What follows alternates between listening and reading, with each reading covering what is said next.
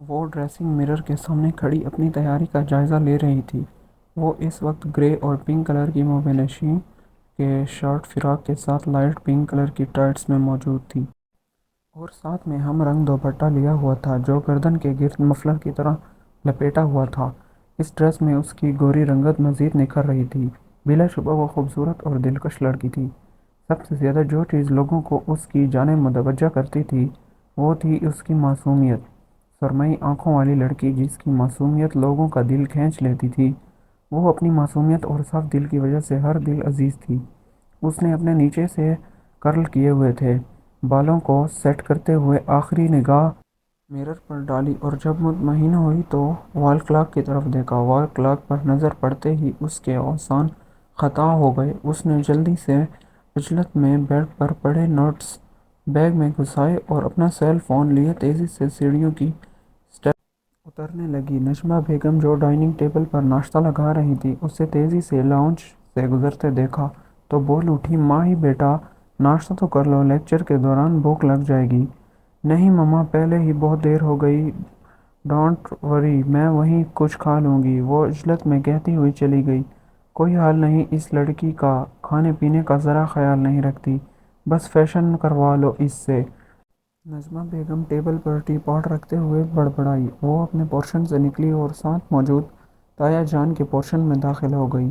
السلام علیکم and good morning every one. Lounge میں آتے ہی اس نے اونچی آواز میں سلام کیا۔ عثمان صاحب جو لاؤنج میں بیٹھے ٹی وی دیکھ رہے تھے، اس کی زندگی سے بھرپور آواز سن کر بے اختیار مسکرائے۔ وعلیکم السلام، آؤ میری گڑیا، اور ساتھ ہی ان کا بڑا بیٹا وارث جو اپنے باپ کے زبردستی اتنی صبح صبح اٹھائے جانے کے بعد وہیں ان کے ساتھ بیٹھا پھر سے سو گیا تھا، اس کی آواز سن کر ہڑبڑا کر اٹھ بیٹھا۔ گستاخ لڑکی، کسی سوئے انسان کے ساتھ ایسا سلوک کرتے ہیں؟ وارث نے مصنوعی غصہ طاری کرتے ہوئے اسے دیکھا۔ کون سو رہا تھا؟ ماہم نے انجان بنتے ہوئے ادھر ادھر دیکھا۔ یہ اتنا ہینڈسم اور کڑیل جوان تمہیں نظر نہیں آ رہا کیا؟ وارث نے سلک کر کہا۔ آپ اور ہینڈسم؟ اچھا مذاق کر لیتے ہیں آپ وارث بھائی۔ ماہم کی آنکھوں میں شرارت واضح تھی۔ عثمان صاحب مسکرا کر دونوں کی نوک جھونک سن رہے تھے۔ اس سے پہلے کہ وارث جواباً کچھ بولتا، وہ پھر بولی، حارث کہاں ہے؟ حارث عثمان ملک صاحب ابھی تک اپنی آرام گاہ سے باہر تشریف نہیں لائے ہیں۔ ان کے استقبال کے لیے جب تک کوئی خود ان کے درشن کرنے نہ چلا جائے، وہ تب تک منہ دکھائی کی رسم ادا نہیں کریں گے۔ جاؤ اور خدمت گزاری کا یہ شرف حاصل کرو۔ ہمارے نصیب میں تو بس در در کی ٹھوکریں لکھی ہیں، ہمیں ایسی شاہانہ زندگی کہاں میسر۔ وارث نے پہلے جل بھن کر اور آخر میں ٹھنڈا آہ بھرتے ہوئے کن اکھیوں سے اپنے باپ کی طرف دیکھا، جو اس کی آخری بات پر اسے گھورنے لگے تھے۔ کیا مطلب، وہ ابھی تک سو رہا ہے؟ ماہم یہ سنتے ہی بوکھلا کر اس کے کمرے کی جانب بھاگی۔ یہ کیا فضول بول رہے تھے؟ کون سی در در کی ٹھوکریں ملی ہیں؟ کون سے ظلم کے پہاڑ توڑے ہیں؟ میں نے تو تم پر ٹھنڈی آہیں بھر رہے ہوں۔ اگر تمہیں اپنے ساتھ آفس لے کر جا رہا ہوں کہ تم اپنے باپ کا ہاتھ بٹاؤ، تمہیں ذمہ دار بنانا چاہ رہا ہوں تو غلط کر رہا ہوں۔ فیضان کے دونوں بیٹے اپنے باپ کے ساتھ آفس جاتے ہیں، بلکہ تقریباً سارے معاملات بھی وہی سنبھال رہے ہیں، اور تم ہو جسے ظلم کا پہاڑ لگ رہا ہے۔ عثمان صاحب نے ماہم کے جاتے ہی اسے آڑے ہاتھوں لیا، اور وہ دل ہی دل میں خود کو کوسنے لگا، کیونکہ وہ جانتا تھا اب آج کا سارا دن عثمان صاحب کے طنز سنتے ہوئے گزرنا ہے۔ وہ اس معاملے میں خواتین سے بھی آگے تھے۔ اگر کسی بات کو پکڑ لیتے تو پھر کئی دن تک اس بات کو نہ چھوڑتے، اور نہ ہی اس بات کرنے والے کو۔ نہیں پاپا، میرا مطلب تھا کہ آپ حارث کو کچھ زیادہ ہی چھوٹ دے رہے ہیں۔ کل بھی وہ رات کو 2 بجے گھر آیا تھا اور آپ نے اس سے پوچھنا بھی گوارا نہیں کیا، اور دیکھیں ابھی تک سو رہا ہے، کوئی ہوش ہی نہیں کہ یونیورسٹی جانا ہے۔ آپ نے شاید نوٹ نہیں کیا، لیکن وہ بہت غیر ذمہ دار ہوتا جا رہا ہے۔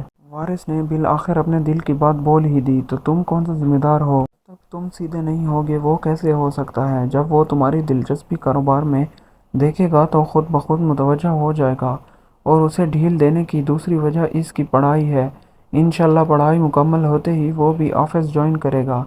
عثمان صاحب نے مطمئن نگاہ سے دیکھا۔ دوسری طرف سارا مداح خود پہ ڈالے جانے پر وہ تڑپ اٹھا۔ اگر وہ اتنا ہی ننھا بچہ ہے جو سب کچھ مجھے دیکھ کر سیکھے گا، تو پھر اس کی انگیجمنٹ سے پہلے میری کرنی چاہیے تھی۔ آخر میں بڑا تھا، پہلے میرا حق بنتا تھا۔ برخوردار، شاید آپ کی یادداشت کمزور ہے۔ ماہی اور حارث کی منگنی کے وقت آپ سے پوچھا گیا تھا، لیکن آپ نے یہ کہہ کر انکار کر دیا تھا کہ ابھی آپ کی زندگی میں ہر زہرہ جبی نہیں آئی، اس لیے فی الحال اس سلسلے کو منقطع کیا جائے۔ عثمان صاحب نے طنزیہ اسے دیکھا اور جواباً کچھ بولنے ہی لگا تھا کہ بشریٰ بیگم کی آواز سنائی دی، آ جائیں آپ دونوں، ناشتہ تیار ہے۔ وہ اندر آئی تو دیکھا کمرے میں گھپ اندھیرا تھا۔ اس نے جلدی سے آگے بڑھ کر کھڑکی سے پردے ہٹائے تو سورج کی کرنیں چھن چھن کر اندر آ کر کمرے کی روشن کرنے لگی۔ وہ بیڈ کے قریب آئی اور کچھ کمر پر ہاتھ ٹکائے کمفرٹر میں سوئے ہوئے وجود کو دیکھا جو دنیا جہاں سے بےگانہ تھا، اور بالآخر بول اٹھی، حالانکہ اسے معلوم تھا صرف بولنے سے کام نہیں چلنے والا۔ حارث، اٹھو، ہم کافی لیٹ ہو چکے ہیں۔ دو تین بار کہنے پر بھی جب وہ ٹس سے مس نہ ہوا تو اس نے جھٹکے سے کمفرٹر اس کے اوپر سے کھینچا۔ وہ اوندا لیٹا ہوا تھا۔ حارث، حد ہوتی ہے، کون سا نشہ کر کے سوتے ہو؟ اٹھ جاؤ، بہت دیر ہو چکی ہے۔ جب وہ اس کے کمفرٹر کھینچنے کے باوجود بے سدھ پڑا رہا تو ماہم نے غصے سے اس کے کندھے جھنجھوڑے۔ تم اٹھتے ہو یا میں ٹھنڈا پانی پھینکوں؟ بالآخر مسلسل جھنجھوڑنے پر اس نے کروٹ لی۔ Light brown highlight silky بال اس کے ماتھے پر بکھرے ہوئے تھے۔ آنکھیں بند تھیں لیکن روشنی کی چبھن محسوس کر کے میچیں ہوئی تھیں۔ اپنا دایاں بازو چہرے پر رکھتے ہوئے نیند سے بھاری ہوتی خمار آلودہ آواز میں بولا، ماہی یار، صبح صبح کیوں تنگ کر رہی ہو؟ چلے جائیں گے، ابھی بہت دیر ہے۔ جبکہ دوسری طرف ماہم کو اس کی بات سن کر پتنگیں لگ گئیں۔ اس نے اس کا بازو اس کے چہرے پر سے ہٹایا۔ حارث صاحب، ذرا اٹھیے اور ٹائم دیکھیے تاکہ آپ کو پتہ چل جائے کتنی دیر ہے ابھی جانے میں۔ وہ چبا چبا کر بولی، اور اس کی بات سن کر جب اس نے ذرا آنکھیں کھول کر وال کلاک کی جانب دیکھا تو پھر اس کی آنکھیں پوری کی پوری کھل گئیں۔ وہ جھٹکے سے اٹھ کھڑا ہوا۔ ماہم، تم نے مجھے جلدی بھی تو اٹھا سکتی تھی۔ اس نے ناراض کی نگاہ سے اس پر ڈالی جس نے چہرہ دوسری جانب موڑ لیا تھا کیونکہ حارث شرٹ کے بغیر کھڑا ہوا تھا۔ کتنی بار کہا ہے حارث، شرٹ پہن کر سویا کرو۔ وہ دوسری طرف منہ کیے سرخ چہرے کے ساتھ بول رہی تھی۔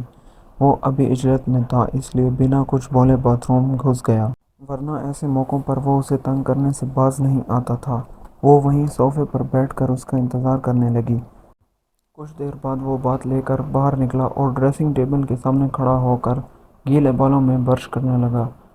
وہ اس وقت ریڈ ہاف ٹی شرٹ اور جینز میں موجود تھا۔ بازو کے ابھرتے مسلز اس بات کی تائید کر رہے تھے کہ وہ باقاعدگی سے جم جاتا ہے۔ بال برش کرنے کے بعد اس نے خود پر پرفیوم چھڑکا اور پھر معمول کی طرح آنکھوں میں لینس لگانے لگا۔ یہ دیکھ کر ماہم چپ نہ رہ سکی۔ کیا لینس لگانا ضروری ہے؟ وہ جہاں بھی جاتا تھا لینس ضرور لگاتا تھا اور وہ اس کی اس عادت سے سخت عاجز تھی۔ اسکول کی چھٹی ہو گئی تھی۔ اس نے دوپٹے کو تہہ لگا کر چادر اوڑھی، نقاب کیا، ٹیبل پر سے اپنا پرس اٹھایا اور دھڑکتے ہوئے دل کے ساتھ اسکول کے مین گیٹ کی جانب قدم بڑھا لیے۔ جیسے ہی باہر نکلی، غیر دانستہ طور پر اس کی نگاہ اس جگہ پڑی جہاں ذیشان اپنی بائیک کے ساتھ مخصوص انداز میں موجود ہوتا تھا، اور وہ یہ دیکھ کر دک رہ گئی کہ آج وہ جگہ خالی تھی۔ وہاں کوئی ذیشان نہیں تھا جو اسے ایک نظر دیکھنے کے لیے گھنٹوں کھڑا رہتا تھا۔ چھن سے کچھ ٹوٹا تھا۔ وہ بے حد خوفزدہ ہو گئی تھی۔ اس کے دل میں کل سے جس خوف نے ڈیرا ڈال رکھا تھا اب جڑ پکڑتا جا رہا تھا۔ ذیشان کو کھو دینے کا خوف۔ اس کے دماغ میں عجیب خیالات آ رہے تھے۔ کہیں اس نے خود کو نقصان تو نہیں پہنچا دیا؟ نہیں، وہ ایسا نہیں کر سکتا، وہ اپنی جان نہیں لے سکتا۔ لیکن کل اس نے جو کچھ کہا تھا اس کا تو یہی مطلب بنتا ہے۔ یہ سوچ آتے ہی اس کا دل کانپ گیا۔ وہ خود کو قصوروار سمجھ رہی تھی۔ کتنی سنگ دل تھی۔ ایک شخص مسلسل اپنی محبت کی بھیک مانگ رہا تھا۔ وہ پتھر دل ہمیشہ اسے خالی ہاتھ لوٹاتی رہتی تھی۔ یقیناً اندر سے ٹوٹ چکا تھا وہ۔ اس کے صبر کا پیمانہ لبریز ہو چکا تھا۔ تبھی تو اس نے اتنا بڑا فیصلہ کیا تھا۔ وہ جو مسلسل ایک ماہ سے بلا ناغہ اس کی ایک جھلک کے لیے گھنٹوں دھوپ میں کھڑا رہتا تھا، آج اس کی جگہ خالی دیکھ کر کتنی تکلیف ہو رہی تھی اسے۔ کاش وہ جان پاتا۔ اسے پتہ ہی نہیں چلا کہ کب اس کی آنکھیں آنسوؤں سے بھر گئیں۔ وہ بے آواز روتے ہوئے تیز تیز چل رہی تھی۔ کاش وہ اس کی محبت کا جواب محبت سے دے دیتی۔ کاش وہ اس کا ہاتھ تھام لیتی، اب وہ اسے اتنی بڑی دنیا میں کہاں ڈھونڈے گی؟ اس کے پاس تو اس کا پتہ بھی نہیں ہے، ورنہ اور نہ ہی نمبر ہے۔ یہ سوچ آتے ہی وہ ایک دم چونک گئی، جیسے دماغ میں کچھ کلک ہوا، اور پھر چند پل کچھ سوچنے کے بعد اس کا چہرہ مطمئن نظر آنے لگا، جیسے اسے حل مل گیا ہو۔ حارث، میرا لیکچر گزرے 50 منٹ ہو چکے ہیں، گاڑی کی اسپیڈ تیز کرو۔ تو تم ایسے گاڑی چلا رہے ہو جیسے ہم لانگ ڈرائیو پر آئے ہیں۔ مام، جو کب سے اس کی سلو ڈرائیونگ پر تپتی بیٹھی تھی، بالآخر جھنجھلا کر بولی، اب تو ویسے بھی لیٹ ہو چکے ہیں، گاڑی بھگانے کا کیا فائدہ، بلکہ تم یہ سانگ انجوائے کرو۔ اس نے میوزک پلیئر آن کرتے ہوئے مسکرا کر اس کے چہرے پر نگاہ ڈالی اور گاڑی کی اسپیڈ مزید آہستہ کر دی۔ حارث، سمجھنے کی کوشش کرو، فرسٹ لیکچر گزر گیا، اٹس اوکے، لیکن اگر نیکسٹ لیکچر میں لیٹ پہنچی تو وہ کھڑوس پھر سے پوری کلاس کے سامنے میری انسلٹ کر دیں گے۔ مام نے کل ہوئی عزت افزائی کا سوچ کر بے اختیار جھرجھری لی، جبکہ اس کی بات سن کر حارث کے ماتھے پر بل آ گئے۔ کس نے تمہاری انسلٹ کی، اور تم نے مجھے بتایا کیوں نہیں؟ وہ ماتھے پر بل لیے اس سے پوچھ رہا تھا، اور دوسری جانب وہ پچھتائی، کیونکہ جانتی تھی کہ وہ اس کے معاملے میں کتنا پوزیسو ہے۔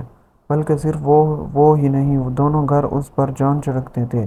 وہ اپنے گھر کی لاڈلی تھی، تو تایا کے گھر میں سب کو پیاری تھی۔ تایا کے دو ہی بیٹے تھے، وارث اور حارث، کوئی بیٹی نہ تھی، اور مام کی وجہ سے انہیں کبھی یہ کمی محسوس بھی نہ ہوئی۔ تائی بھی اس پر جان چھڑکتی تھی، کیونکہ وہ صرف ان کے شوہر کی بھتیجی نہیں تھی بلکہ ان کی بھانجی بھی تھی۔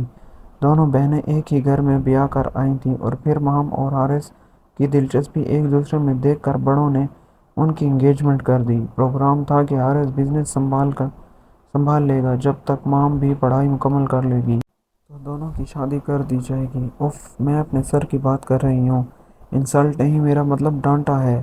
اس نے بات سنبھالتے ہوئے کہا، تم بات بدل رہی ہو، میں اب سمجھا، کل تمہارا موڈ اسی لیے آف تھا۔ بتاؤ کون سا سر نے انسلٹ کی ہے، نام کیا ہے؟ وہ سنجیدگی سے ونڈو اسکرین کے باہر دیکھتے ہوئے کہہ رہا تھا، کیا ہو گیا ہے؟ اتنی چھوٹی بات کو انا کا مسئلہ کیوں بنا رہے ہو؟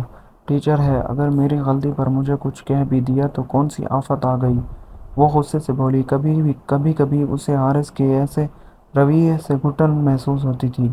اچھا ٹھیک ہے، لیکن نام کیا ہے؟ اب کی بار اس نے سرسری انداز اپنایا، اور جب مام کو خود کی طرف گھورتے ہوئے پایا تو بولا، ویسے ہی پوچھ رہا ہوں، شاہزین ہے ان کا نام۔ اچھے ہیں، بس تھوڑے روڈ ہیں اور اسٹڈی کے معاملے میں اسٹرکٹ۔ تقریباً 3 ماہ ہو چکے ہیں انہیں یونیورسٹی جوائن کیے۔ تم نے انہیں دیکھا ہوا ہے؟